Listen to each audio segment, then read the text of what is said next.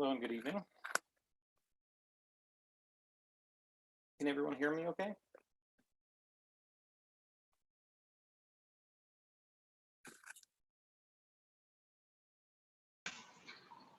Hey, Steven, I can hear you. Perfect. Hey, Ryan, can you do me a favor? There's another, I just sent an email to the IT department about another attendee slash panelist we'd like to have join on the Planning Commission meeting later tonight. Could you maybe send that individual, I think it's Bess, a meeting invitation? Okay, I'll do that right now.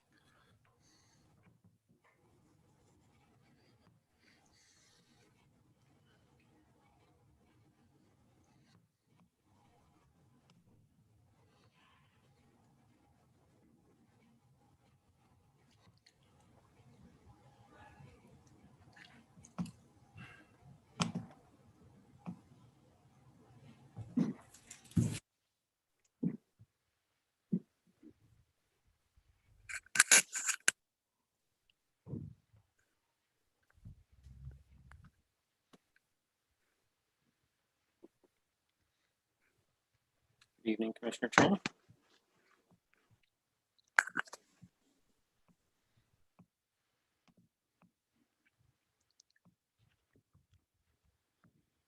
Hey, Stephen. Good evening, everybody.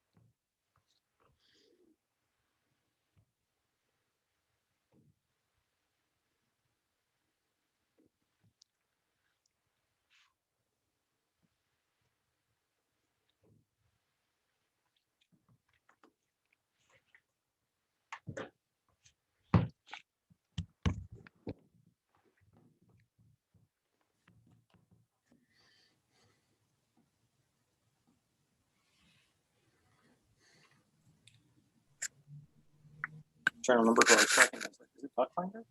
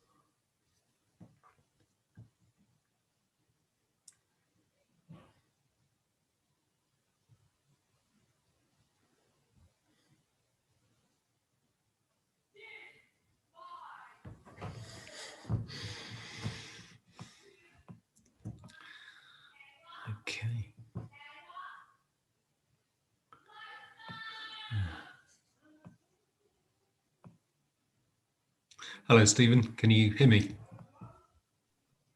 I can. Looks like you're shorthanded again. How are you? Good. Very good. Looks like we're being joined by our other panelist, which is the applicant. Stephen, the Shireen. Thanks for joining us. Oh, there we go. Hello, good evening. Sorry for being slightly late. I'm here. Hi. Well, thank you for joining us. Well, good news is we have a light agenda, just a single item. So as soon as we think we're ready. Shireen, is Akbar going to be joining tonight? He's supposed to be. I don't know. I'll join audio only today. But yeah, he said he'll be in. Okay. Let's give him 1 more minute and then we'll start. Okay. So I know he was present at the Planning Commission meeting, so you might want to have a few comments.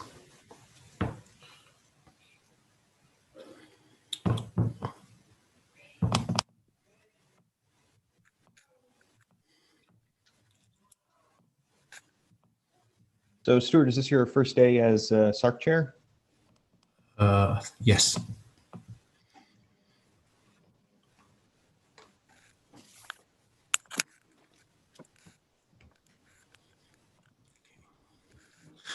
Well, I can see 6:32, so shall we get started? Sure, we're gonna. Maybe I'll text him while you're here. Yeah. Okay. Okay. Well, the first thing is going to be outlining the application. So let me start with the blurb so we can open it up, and then we can go through the application. I'm sure there'll be opportunity for Akbar to join. So I'll just read the blurb off the start of the SARC document here. So the Site and Architectural Review Committee is a subcommittee of the Planning Commission authorised by the Campbell Municipal Code to review the architectural design and site layout of proposed development projects. The SARC makes reports and recommendations to the Planning Commission. However, the SARC has no decision-making authority and its recommendations are not binding on the Planning Commission. So really this is an informal event for a couple of representatives of the Planning Commission, myself and Adam, to really give some feedback prior to the formal review in front of the Planning Commission. Are there any questions before we start? I do recognize that we have one raised hand, but there might be an opportunity for public comment after the item. Okay. Unless Ryan, do you want? Would it be unless you want to entertain the question now? Just the comment. No. Yeah, let's take the question now. So Ryan, you'd have to unmute the attendee with the raised hand. I believe it is Alan. Yes, I asked. Yeah, I allowed him to talk so he could unmute and talk. So Alan, at this time, you'd have to unmute yourself. We've released that ability in Zoom. Is that actually a Miss Jennifer Allen? No, it's Alan Abdullahani. Oh, okay. Abdul Holly. Unmute. It's an unmute. I said mute. Maybe I come right now. Okay, so that's actually Akbar. So That's actually, Akbar. You're in. so Ryan, would it be possible for you to promote that attendee with the hand raised? Perfect. Now he's in a. Are you here? Excellent. Can you hear me? We can. Yeah, we can hear you, Akbar. Yeah. Okay, But, so I don't know why my picture not coming, but I can see. At least you can hear me. I have no idea why my picture not there. Hello, That's fine. everybody. Sorry for that. Something wrong with my Zoom. No worries. You're coming through loud and clear. okay. That's the technology. Well, thank you for joining us, and I'll go ahead and get us. I'll kick us off to get us started. Yeah. So again, thank you everyone who was able to attend tonight, and good evening. The first and really only item on SARC tonight is to consider a new 9-unit subdivision at 202 West Ringtone Avenue.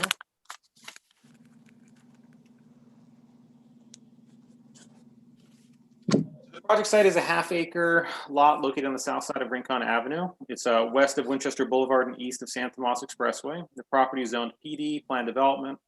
It has a medium density land use designation of 14 to 20 units per gross acre, and the site is currently home to an existing residence, which would be removed as part of the project. Noteworthy, I've actually got my picture panel up over here on the right, but on the property is surrounded by townhomes to the west. You've got a single family home and apartments to the east. You have other similar developments north and single family to the south. So what the applicant is requesting tonight is approval of a planned development permit to allow the construction of 9 single-family residences, a tentative subdivision map to allow for 9 single-family lots and 1 common lot, which would be essentially the private street. A parking modification to allow for the reduction in parking spaces, a tree removal permit to allow for the removal of 1 fruitless mulberry tree, and a variance to allow the retention of existing overhead utility lines, and or the placement of new poles for property located at the subject site. So this particular site has a rich history. I want to provide a little bit of a quick overview of the highlights. So this project essentially had its start back in 2006 when the city considered a proposal for an 8-unit subdivision under different ownership. In response to that proposal, several neighbors had expressed concern or opposition to the project, stating concerns of privacy, shadowing light, and massing, as well as parking. Since that time, the property sold to the now current owner, who actually, upon taking control of the property, applied for a pre-application to try to reduce the density of the site to support just 5 units instead of the 9 which are currently proposed. However, that request was denied, and effectively, under the current density range, 9 is the minimum which would be allowed, which is what is currently on the table. In August of 2019, the city held a SARC meeting, slightly different set of plans, but the commissioner in attendance at that meeting, they had expressed concerns with the floor area ratio and massing the project. Subsequently, it was taken to the Planning Commission in November of 2019. Just to hold an in-progress review about where the project was at and just get general feedback on certain design elements and choices that were being made. In response to that, at the time, the project had a floor area ratio of 87%, and the commission had expressed support for that amount or maybe even higher, as well as tentative support for a parking modification permit. And at the time, the project had a parking stall deficiency of 5, where we're currently only at 1, which I'll cover here in a minute. So as a housing project, I just wanted to kind of restate and kind of maybe lay out a few ground rules in terms of recognizing that a number of state laws have changed, which have made it more difficult than ever for cities to deny housing projects in years. First and foremost, a project may not be denied or conditioned to have a lower density unless it's in violation of an objective general plan or zoning standard, like it's exceeding a stated maximum floor area ratio, or it's encroaching into a required setback, that kind of thing. Or it results in a specific adverse impact to public health and safety, and that's a whole complicated conversation in and of itself. That said, changes may be requested to further policies of the general plan and the zoning ordinance, but they can't render the project infeasible. And I like to just give a single example. Although we can't deny a project because we don't like its color, we can certainly condition it. And if for whatever reason, as we're kind of discussing the project in the slides to come, if you have any questions, go ahead and ask me. That will, if a certain change would be warranted or possible. With that said, this is we're looking at the screen here. This is the current proposed site layout. So it's been designed such that we have the single driveway, which is serving the site all 9 units from Ringtone Avenue. It's got this large fire truck turnaround towards the center. Good mouse. The home, which is abutting Ringtone Avenue. I'm not sure if you guys can see. I gotta kind of move the base window over here. This home over here has been oriented towards the street, and it also has a similar setback. It's 14.5 feet, where the subdivision to the west here has a similar kind of separation. I'll go on to mention that guest parking is dispersed throughout the project. You have the first spot, several in the middle, and kind of throughout. And although the majority of these units are going to be 3-story in height, 1 through 8, the last unit towards the rear, unit 8 to 9 back here, going to be 2 stories in height, which is meant to be respectful of the adjoining single-family residences off-site in that area. So really, In review of the site plan, we've kind of put together an alternate site plan. So this is not prepared by the applicant. It's staff driven here. And really what we're trying to illustrate or explain is that while it is the applicant's intention to have detached single family homes, we just wanted to provide one singular example, like a different approach to laying out the site and showing what the impact of maybe attaching some or all of the units may be. So this particular design is showing a couple of the units being attached. Really, because they're all detached, we're losing about 25 feet north to south across the project. By attaching some of them, that area is recaptured. And that provides additional opportunities, additional separation between the structures themselves. We can also pick up that parking space, so parking mod wouldn't be required. And also the current design, if I'm gonna flip back a slide, it's kind of tight. So where you have these guest parking spaces identified right now, if you were to pull into one of these spaces, it'd be kind of difficult to exit a vehicle. Like the door swing would be pretty tight.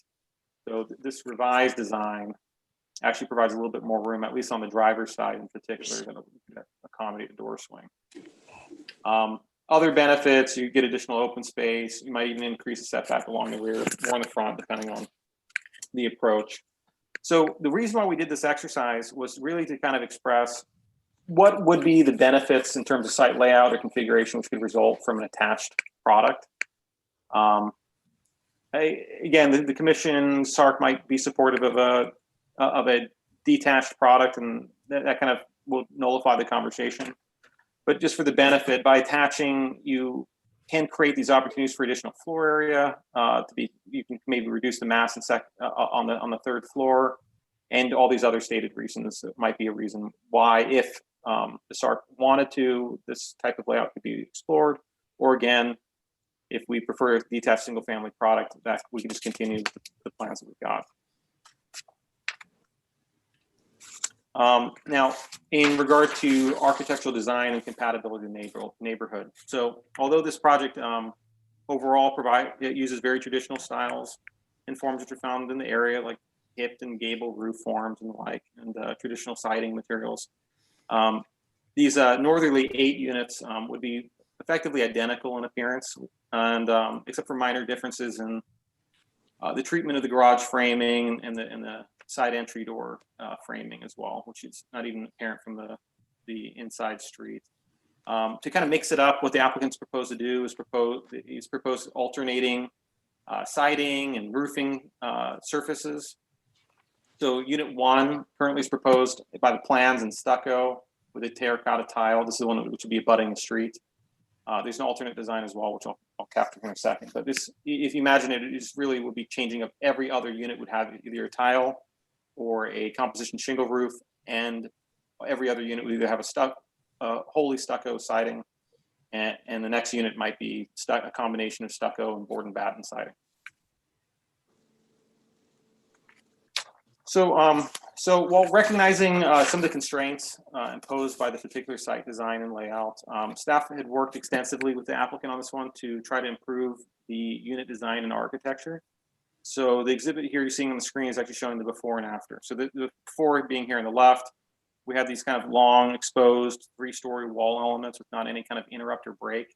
The new design is trying to pull more roof lines across the 2nd story elevation to try to create more of that breaks and relief in the architectural structure and the mass and bulk of the building.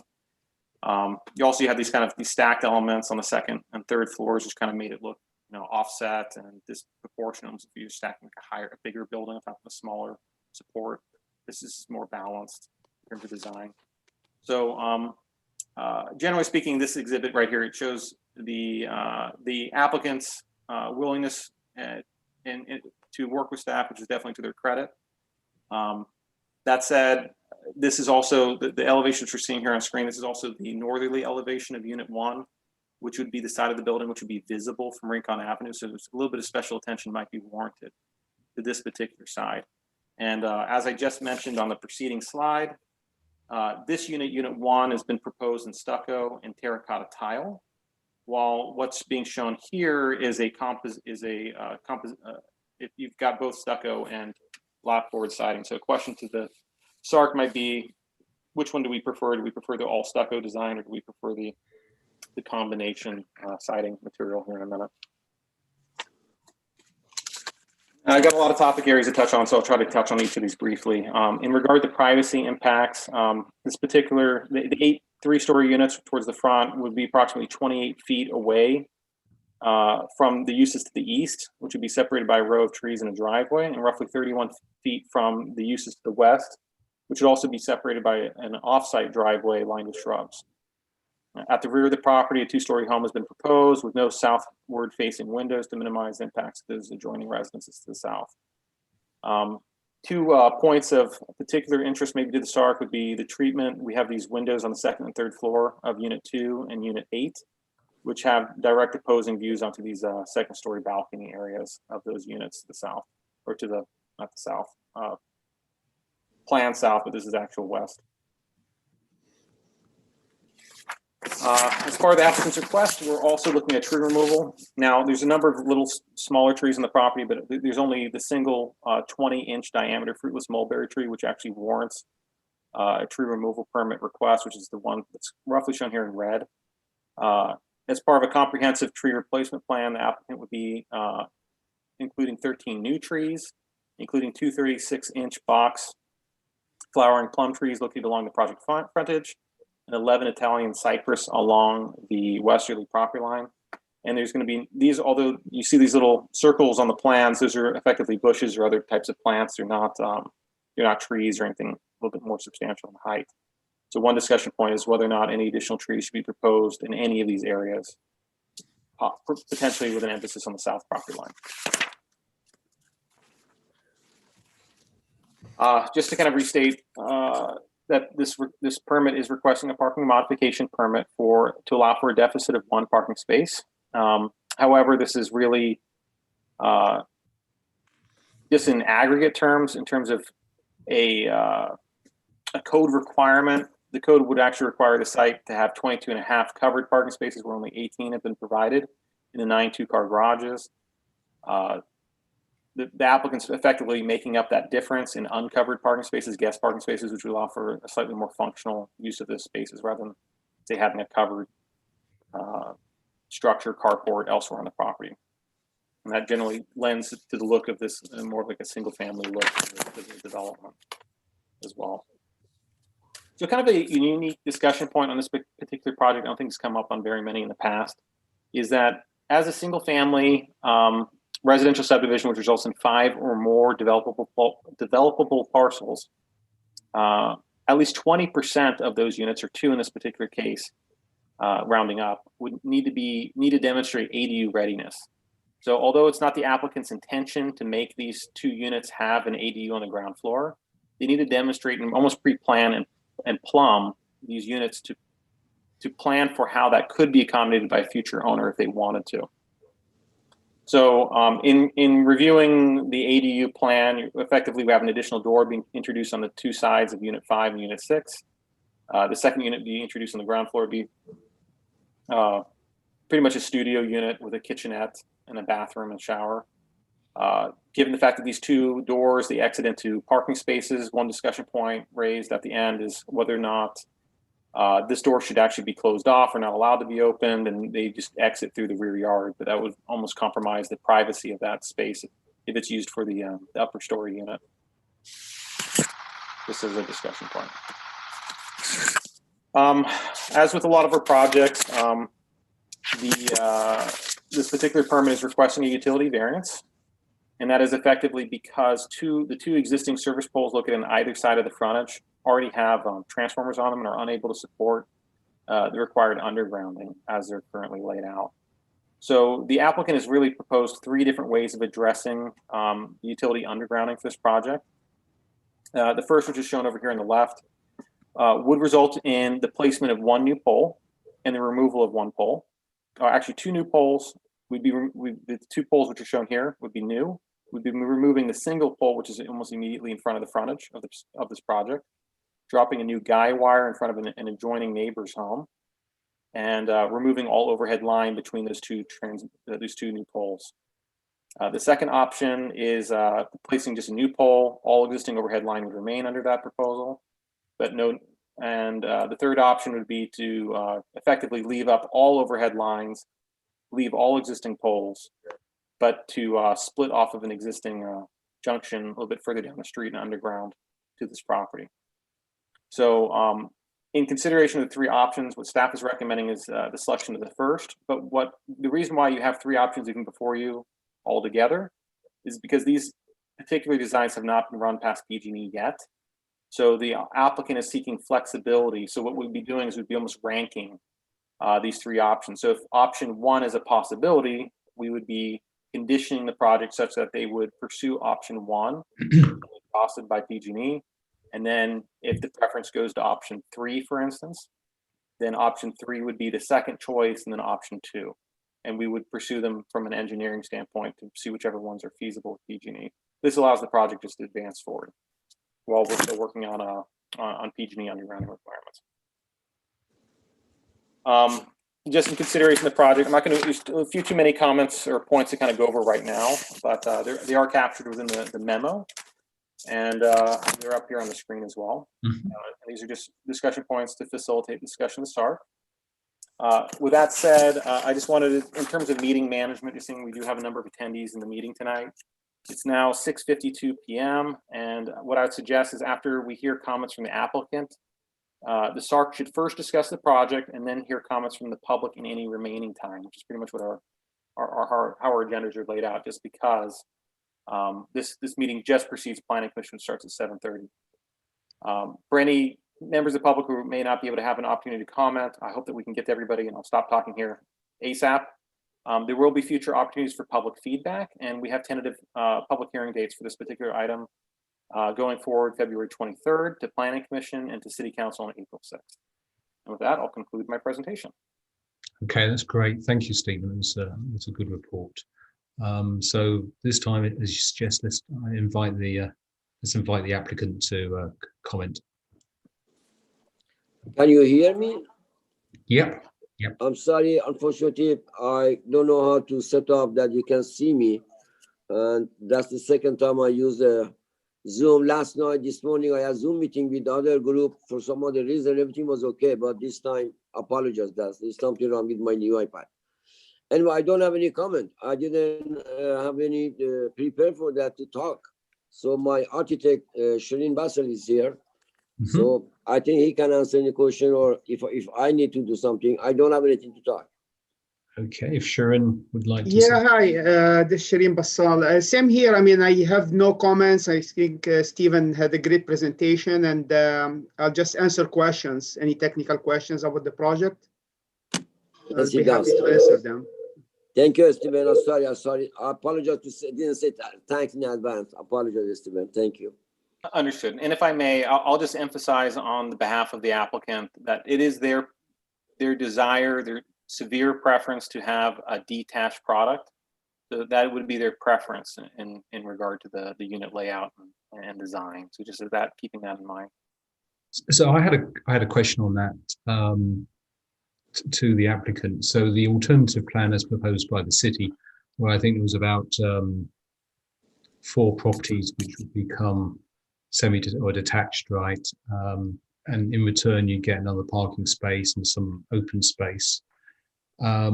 What's Shireen Akbar, what's your main objection to that proposal? About the parking? No, so the city put up an alternative plan where I think about 4 of the units were converted into attached, semi-detached. Oh yeah, I saw the proposal.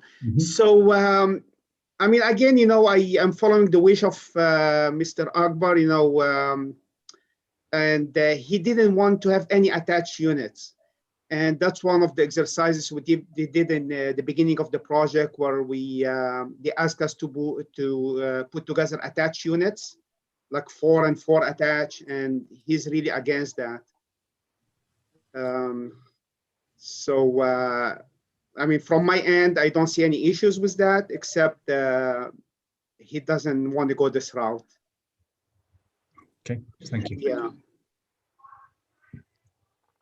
Can we hear from the Akbar? that is?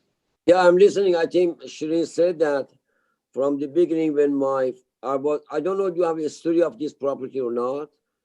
In advance, originally we applied for 5 single family. And after 1 year, we did everything, and we even was on SARC meeting. Suddenly my other planner, not Steven, Sydney, I forgot their last name, called me and asked, Mr. Newsom asking for new unit. We have to drop it at this time and go for 9 to 11 units, which was absolutely shocking news. And even on the SARC, one of the gentlemen named Mark, first name Mike, was there. He said, this project has been done. Why you want to drop it? But unfortunately, I cannot convince them. And they said, don't worry, we try to help you like that. And I tell them from in advance that I am not going to build attached house at all. Before I buy the property, I came check with you. And this property already has been dropped before me by another owner for 8 units, has been dropped for 7 units, has been dropped for 6 units. So when I buy the property, it's come to 5 units. Now, after 1 year, you're asking for 9, which is absolutely out of question. And now for 2 years, financially, we lost huge money. And the people who started with me, they already finished the project, they sold the project, but still I'm in the first place. So the attached unit over there is absolutely for us, doesn't make sense, doesn't make any return money to us.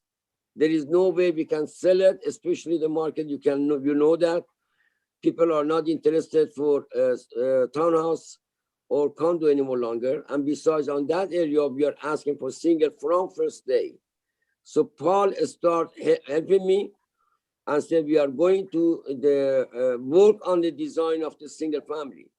So for about more than a year, we are working with my architect, worked very hard on that. I have to say, I appreciate to him and planners. And now Steven, so we designed everything, you name it, to be single family only. So therefore, attached is not my interest at all. Okay. Thank you. Thank you. So would it be fair to say that there's been, just if I can sum up what I think I'm hearing, that the previous applicant attempted to build 8. They were shot down because that was too many. You came back and said, okay, we'll try and build 5. And then the city told you can't build 5 either. You have to build 9. And it seems a little bit confusing at best that the city rejected the proposal for 8 units. And now we're saying, because it was essentially too many, and now we're demanding more than that. Yes. Yeah, it's quite a long history, Adam. Is in the minutes, and I think Stephen summarised it quite well. He actually went to the city council and they denied a decrease in the density. So it is what it is, unless the council wanted to change it. So we Yes, whether we want it or not, it's 9 units. I did read that. It's the it's essentially the state and the Housing Accountability Act, which is behind this particular change. Okay. Just thinking of the time. Adam, did you want to lead with your thoughts on the areas that Stephen highlighted?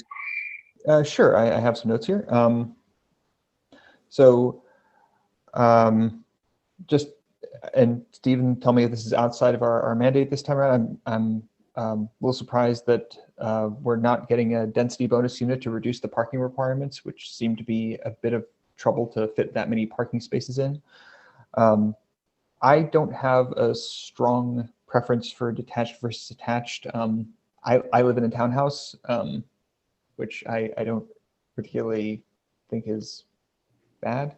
I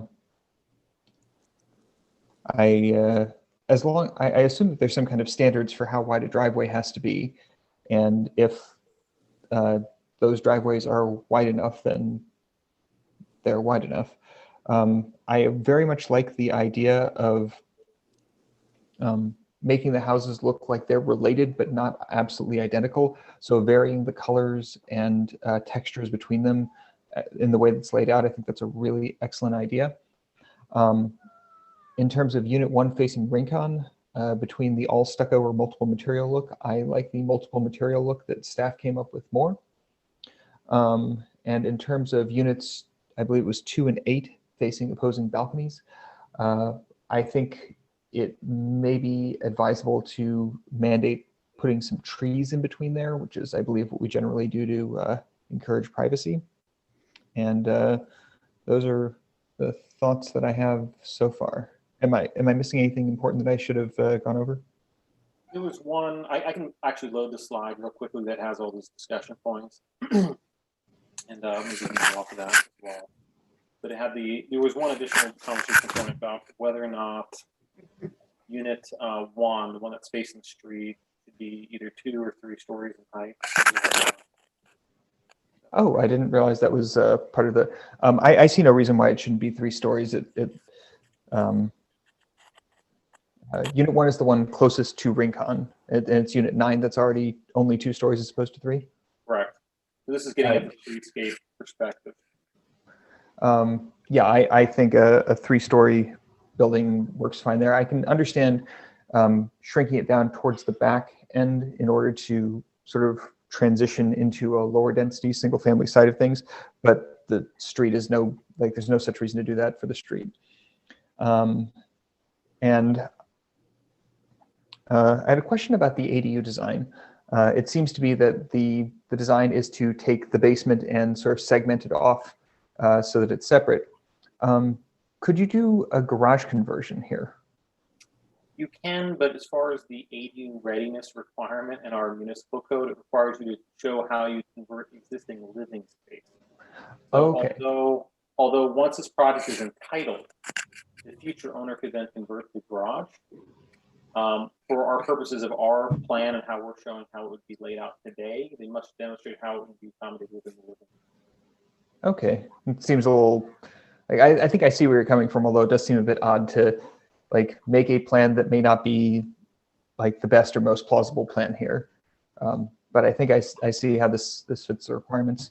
And then on that particular point, we ask if there's 2 side doors which have been proposed, which is the exit into parking spaces. If there's a preference, if you'd like to have that access be eliminated on the sides of the units and only come out the rear, or I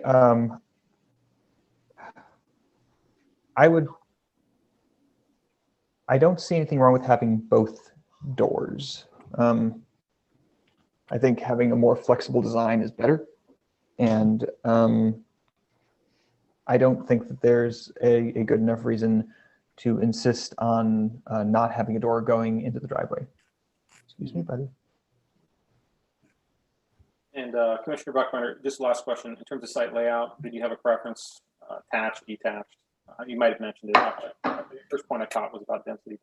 I do not actually have a strong preference between them. I don't think there's anything specifically wrong with attached units. I think if I'm hearing the applicant correctly, they never particularly wanted to develop anything this dense, and townhomes are a different category of housing than single family homes that they were not really in the business of building. I do think that I like the detached layout more, but I'm certainly not going to insist that the applicant has to do the, sorry, I like the attached layout more, but I'm certainly not going to insist that the applicant can't do a detached layout. I think it provides more open space, and it looks essentially, from where I sit, it looks essentially the same.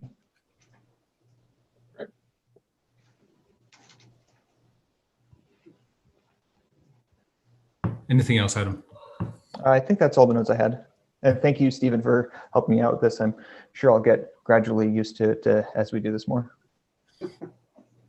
Okay, thanks, Adam. So let me step through the things up on the screen here. So the site layout.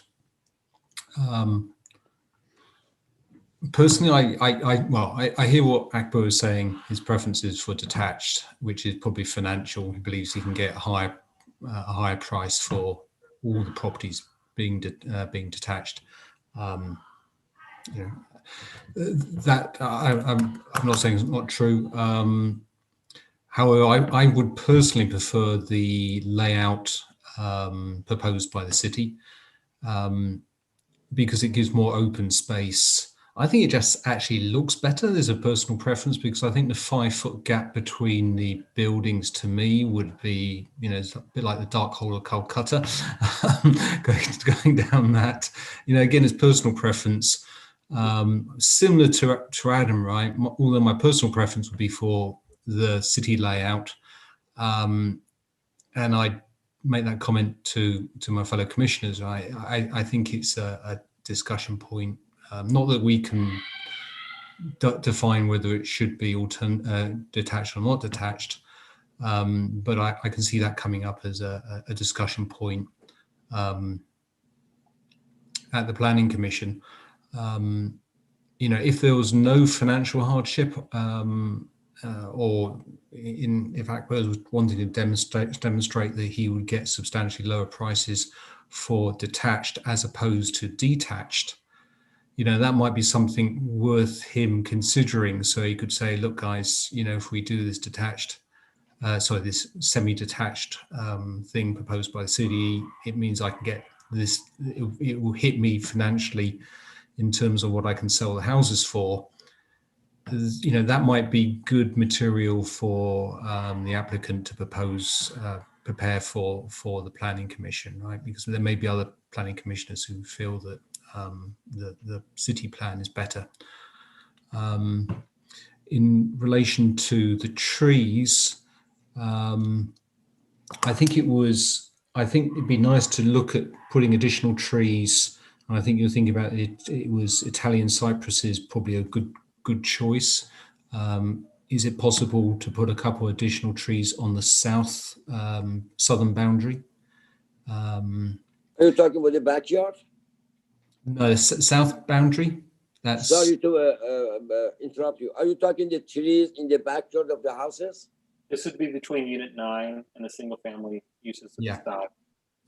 Yeah, actually, I am going to planning to plant cypress tree all the way from beginning to the end of the unit on the backyard. That's where the cypress will go straight up, and the root doesn't affect to the fence or anything, and it's going to be very good support between the neighbor and this house, just like a retaining wall. I'm going to do that. If you're asking for that or any other kind of tree, I don't mind to do it. Yeah, I think that's what we're talking about. But if Stephen could make a note that my thoughts from the SARC, or my thought from the SARC, is additional trees down the south side. Yeah, I've captured that comment as well as a comment from Commissioner Buckbinder regarding placing additional trees between units 2 and I think it's 8. Okay, Provide privacy on that side. That was going to be my comment there too. Similar comments to Commissioner Bookbinder on Unit 1. The multiple materials, stucco and the boarding would be good. So supporting that. Okay. Parking, I don't think there should be any changes there. My only question is, would there be an opportunity to put a bike rack in there, in the centre somewhere, rather than people having to put their bikes in the garage or wherever they want to put them? If we want to encourage biking, is there a way of putting like a 5-bike or 6-bike rack in the centre of the area so people could chain up their bikes? And then the other one I had, same as Commissioner Bookbinder, I think the ADU having both the rear and side access door is probably a good thing. And on the utility, I would go with option 1, then 2, then 3. So option 1 being the preferable one, I think. I think that probably covers it, doesn't it? I actually have 2 things that I didn't remember to put in. If I can jump back in. Did you have anything else? I'm just looking through the list of my thing. No, I think that was it. Okay, so I don't think I mentioned parking. My thoughts on parking are in general, I think that well, it was stated at one of the recent meetings that our parking requirements tend to be higher than is strictly required in order to encourage negotiation with developers. So I really have no problem with reducing the amount of parking. And if going from slightly under 3 parking spaces per unit to, like, I would not complain if it were closer to an average of like 2.5 spaces per unit, which would be like, well, like 24 spaces, if that helps the layout, if there were some benefit to doing that. And in terms of what I would want for the utility, I think my order of preference is having no utility cables in the front, then the new utilities being run underground, the new utilities only being run underground, and followed by everything being above ground. I've just got a comment coming in from a neighbour, Ryan Denny. This is Ryan from 221 Cherry Lane. Our neighbour to the west has cypress trees all along their back fence. They seem to work perfectly fine to preserve privacy and natural look, or look natural. So.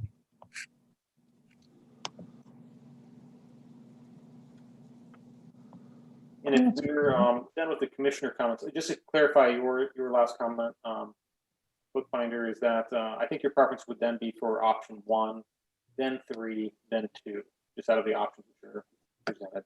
This 1 would result in undergrounding of overhead utility lines, but with the placement of a pole. Option 3 would be all underground, but no underground lines and no new poles being added. And option 2 would be adding a new pole and not really materially removing any overhead lines or poles. I believe that's correct. And then we do have members of the public in attendance. I'm not sure if any of them want to raise their hand. They'd like to speak.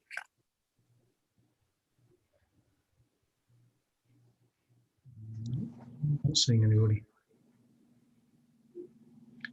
So, is there any more comments from anybody? From my end, I'm good. I agree with everything. Yeah. Okay. Well, with that, if there's no more comments, anything from your side, Stephen? I am just seeing 2 hands that are raised. If you click on the attendees tab, you'll see that there's a Donald Howard and a Jennifer Allen, who both like the opportunity to speak. I believe Donald might already be unmuted. Yes. Sorry, Donald, please go ahead. My concern was with unit number 9. We live at 207 Cherry, so the majority of our rear fence would be impacted by this. And what our concern is, being it's a 2-story building, is, you know, like, we don't want any balconies or any windows that are going to, you know, that would directly overlook our backyard and take away all of our privacy from the backyard. Right, and your house is... I'm trying to see where you are on maps. And I can just offer that There is no balconies on Unit 9. So this is the Unit 9 design. So what you'd be looking at in terms of the rear So would be the right side elevation here. Oh, actually, I take it back. It's the left side elevation, correct thing? Yeah, that's correct. It would be the left side elevation, which would be facing to the south. So there's no balcony there. There does happen to be a single window. yeah, so you've got a window that overlooks our entire backyard. I'm sure if you folks were in this situation, you wouldn't like that. I think that was the comment we put on there about putting additional trees down that south side. Correct. So if we go back to that plan, the comment I think we made it was putting it. Both my wife and I are in our 60s, and we're not going to see those trees grow up to the 2nd story. So I guess the That window is, I guess, is a bedroom window. Correct. It And it would could- be on the side. Right? So in this area that you would also be proposing to put Italian cypress or similar. Yeah. So I guess to Donald's point, an alternative could be a frosted glass or an opaque glass in that window. Well, also, like, what's the height What? of a 24-inch or 36-inch box tree? That would be acceptable. Frosted glass would be acceptable. Can I also ask what the height of the various box size trees is? Like, obviously, if the tree's not going to be the appropriate height for 20 years, that's not really a solution here. No. Yeah, I mean, for an Italian cypress or rocket junipers, you can buy those at pretty much any height. So a 24-inch box, you might have something that's like 8 feet tall or less, 6 to 7. Again, I might add, like, this is just a single window in the loft area, so it's not like a place where people would be standing, staring out just to bring light. So I think frosted will be, an acceptable solution. We can go with that. Well, that's because it's not overlooking your backyard. It's overlooking our backyard. Well, I just said that we can go with frosted. Yeah. Frosted would be Yeah. good. Yeah. I mean, every house has a window. Look at somebody's yard, so this is the Well, nature. nobody's house overlooks our yard now. Right. I think the applicant is proposing frosted glass. Yeah. Get around that issue. Yeah, indicating That would be acceptable. Okay. So we can explore cypress and frosted glass. Yeah, that's not bedroom that side. It's on the hallway. I think on the stairs. Is that what, Shireen? Yeah, it's in the loft area, just to Yeah, I see bring that. light to I the look at area. it. But yeah, Yeah. frosted would be a good That would be fine. alternative. Yeah. We can do frosted. It's okay. You got it. Are you saying that window is not in a bedroom, but it's actually just in the stairwell? Stairwell. You're seeing the steps coming up on that side. Yeah. Oh. Now frosted works good for us. And we can explore that more at the planning commission meeting. We'll have a detail on that. Yeah. Showing what exactly is on the second floor in that area and what our proposal is. So it sounds like we've got a way forward with that one. I'd just like to move on because I can see there's a lady, Jennifer, on here, and just being aware of time, I'd like to get everybody's view. Yeah. Well, that takes care of our concern. Thank you. Thank you. Thank you. And is it Ms. Allen, who does she want to talk? Yeah, Yes, Ryan. can you hear me now? Yep. Okay, so my concern is also with Unit 9, as I am, my townhouse is located at the very end of our lot. Mhm.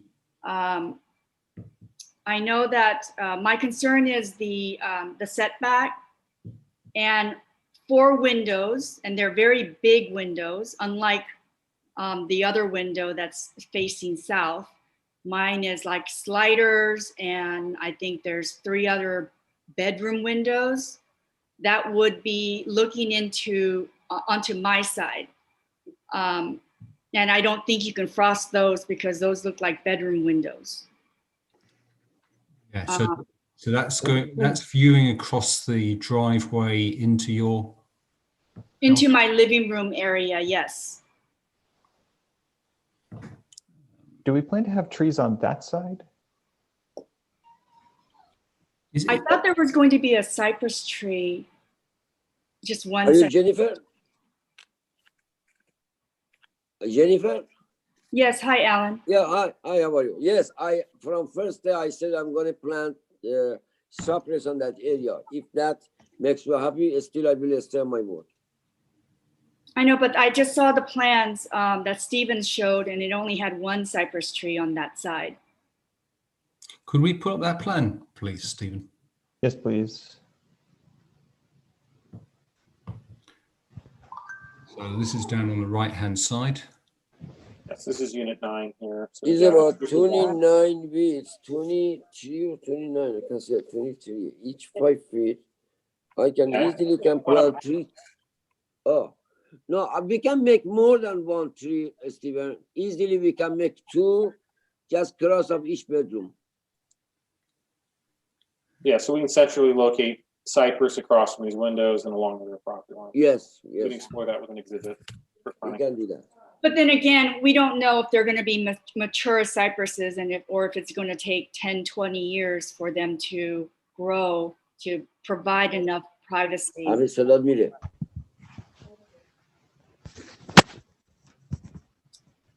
So that's one of the biggest concerns that I have. And also, is there a reason why the setbacks for unit 9 is 10 feet away from the fence and the others are 11 feet? I mean, I know it's only 12 inches, but 12 inches is 12 inches.